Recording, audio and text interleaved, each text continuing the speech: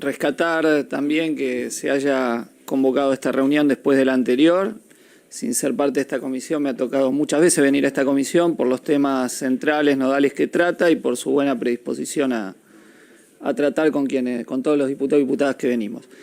De la semana anterior a esta pasaron cosas que habíamos dicho que iban a pasar, que es jubilados y jubiladas enterándose en las farmacias de que ya no tenían la cobertura.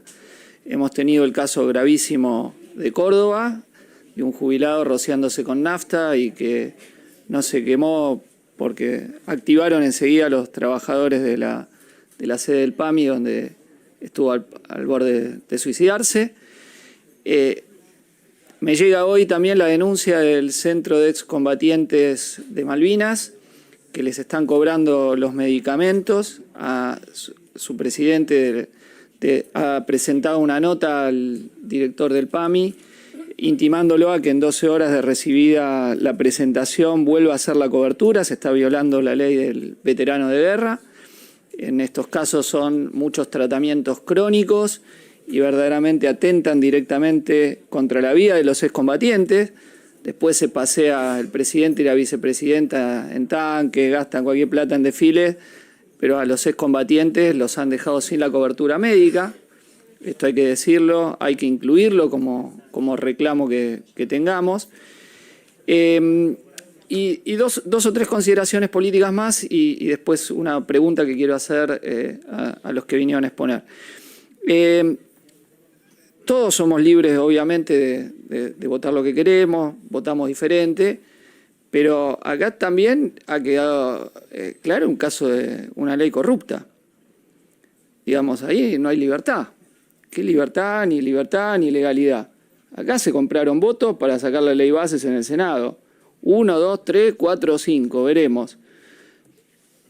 O sea, este gobierno se está basando en una ley corrupta, que debería ser inmediatamente anulada por este Parlamento, y si hubiese algo parecido llamado justicia, ya deberían haber tomado medidas previas. Acá apareció un senador cruzando, haciendo una actitud de contrabando. Dicen que hubo, me refiero a los medios, no tengo ninguna otra información que no haya salido en medios, o sea que la pudo leer cualquiera. Dicen que operó el gobierno nacional para que la causa que tiene sea solo por contrabando y no por lavado, una causa menor. Pero ese es un hecho, es un dato. De la realidad, y que la ley sigue como si nada, entonces se está legitimando que las leyes se voten a favor o en contra. Yo creo que los primeros que deberían reclamar la nulidad son los que votaron a favor, ¿no? Porque es una ley que debería ser automáticamente anulada. ¿Cómo se pueden comprar leyes? Reitero, un hecho de extrema gravedad. Otro, cuando se trató la ley bases, yo en la intervención del recinto decía, que se trató con el paquete fiscal, que posiblemente el cambio que había de bienes personales bajando para los que tienen departamentos o yates en Miami, Río de Janeiro, Punta del Este, no me acuerdo, creo que había puesto ejemplos de esas ciudades, y subirle el pago de ganancias en la cuarta categoría a los laburantes, podía obedecer a que algunos diputados de los que votaban a favor seguramente tenían esos departamentos, yates, etcétera, etcétera. Entonces, lamentablemente ningún periodista de investigación se tomó el trabajo de investigar si esto era así o no. Si quienes estaban votando bajarse la paga de impuestos estaban subiéndole a los laburantes. No tuve la posibilidad de hacer ese trabajo de investigación y los compañeros que trabajan en el despacho, pero lo dejo planteado para algún periodista, alguna periodista que quiera hacerlo. Pero en estos días me di cuenta que algunos la verdad no lo necesitaban porque lo hacen con sociedades offshore, ¿no? Otro tema que ha salido, otra cosa que ha pasado, una investigación periodística que deja una acusación muy grave, un presidente de uno de los bloques clave de esta Cámara, que hablaban de la ficha limpia, ¿no? La ficha limpia, ¿no? Lo escuchamos, algunos siempre criticamos esa ley, es lógico que no la hayamos apoyado ni hayamos dado quórum, pero otros escuché atentamente todas las expresiones en minoría, y la ficha limpia, la corrupción, departamento de Miami. Bueno, veremos qué dicen en la próxima sesión, la próxima vez que haya, cómo justifican, todo. Investigación periodística, datos, pasaron esas cosas. Entonces no sé, acá hay cosas graves en este Congreso.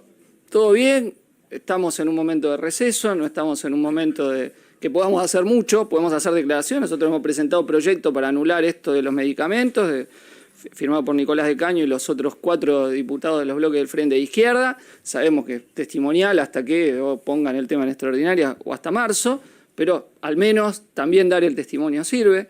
Creo que está muy bien y que la Comisión de Previsión también debería haberse autoconvocado o haber convocado en función de la gravedad de este tema que afecta a las jubiladas y jubilados, ¿no? Gravísimo el tema. Y bueno, y ver si lo dejamos sin efecto. Sí quiero hacer una última consideración porque yo creo que sí hay, el defensor, el doctor Semino, dijo algo importante, que es lo bajo que son los haberes, o sea que este tema se vuelve doble o triplemente grave porque los haberes son de indigencia, verdaderamente, y en esto sí hubo responsabilidad de los distintos gobiernos. Es decir, este gobierno profundizó y tomó un modus operandi que ya viene. Lo hizo el gobierno de Macri, cambiando la fórmula para que dé para abajo. Cuando esa fórmula iba a dar aumento para arriba, el gobierno de Alberto Fernández la suspendió y no permitió la recomposición de los haberes. Cuando se trató la ley, mi compañero Nico del Caño mocionó en la Cámara de Diputados que si la nueva fórmula daba menos que la inflación, no, que haya una cláusula que nunca podía dar menos de la inflación, y el oficialismo de aquel momento no la quiso votar, y ahí hay una responsabilidad muy grande en la caída de los haberes de quienes no cobran la mínima, que veían compensada la inflación con el bono, pero todo el resto de la caída hay una clarísima responsabilidad en la pérdida de los haberes del oficialismo anterior, y ahora el gobierno de Milei ha hecho lo mismo. Cuando esa fórmula que dio muy mal todo el tiempo, que produjo la caída, porque era una fórmula que daba bien si bajaba la inflación, si había inflación alta, daba para abajo. Cuando iba a dar para arriba, cuando iban a mejorar, suspende por decreto la movilidad jubilatoria, esa fórmula, y suspende después el cambio que se había dado en la ley beta, la ley de movilidad jubilatoria. Ahí hay una responsabilidad primero de no haber anulado ese DNU. El DNU en el cual suspende la movilidad jubilatoria, porque efectivamente, como iba a dar un aumento todavía más alto que el que estaba consagrado en la ley de movilidad, la simple anulación, con 129 votos, no necesitábamos mayoría grabada ahí, de ese DNU, lo ponía al gobierno, que lo que hacía era caja fiscal, como han hecho todos los gobiernos, rebajar el porcentaje del PBI que se gastaba en jubilados, no tener otra que optar entre la recomposición de la movilidad o volver a tener que pagar más, porque los aumentos iban a dar más alto en todas las proyecciones que se han hecho.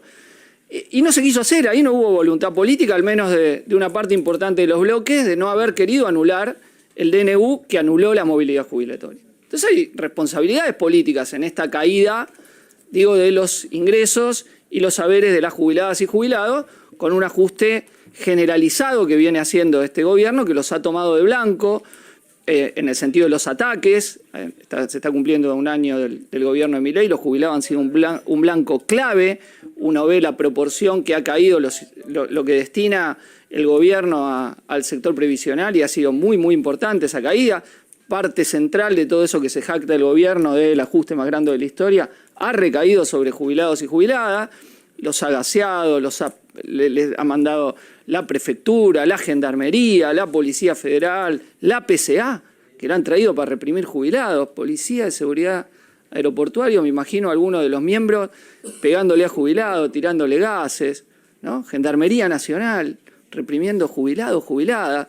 Otro día conversando con mis alumnos en clase decíamos, ¿qué tiene que pasarle a alguien? ¿Cómo tiene que ser la socialización en una fuerza de seguridad para que un policía, un gendarme, un prefecto de origen popular le eche el gas pimienta a un jubilado, una jubilada, ¿no? Sin problemas de conciencia, ¿no? Sin problema de conciencia. Le pega un palazo a una jubilada. No pasa nada. Ese es el enemigo, el jubilado o la jubilada que protesta, ¿no? Bueno, para terminar, quería hacer una pregunta, porque entre la resolución de la semana pasada y hoy, al menos en las redes sociales, los que defienden al gobierno dicen, ya lo cambiamos, etcétera, ¿no? Eso sabemos que no es así, pero sí le quería preguntar, entre la situación anterior, la de 100% de cobertura, y lo que hay hoy después de algunas modificaciones que hicieron, ¿en qué quedó estrictamente? Es decir, los cambios que han hecho y con las pequeñas modificaciones que han hecho, finalmente cómo queda. Hoy, si un jubilado o una jubilada quiere recibir la prestación, ¿a qué tiene acceso? ¿A qué no tiene acceso? ¿Qué trámite tiene que cumplimentar? ¿Qué trámite no tiene que cumplimentar? Digo en eso porque quienes estamos criticando claramente esta medida, quisiéramos tener claro cuál ha sido la variación e incluir en el reclamo, digo, lo de los excombatientes. Creo que va a haber acuerdo, y si usted, presidente, puede hacerlo desde la comisión, acompañar ese reclamo, me parece muy importante, y transmitirnos las preguntas también a los diputados que no somos miembros de la comisión. Muchas gracias.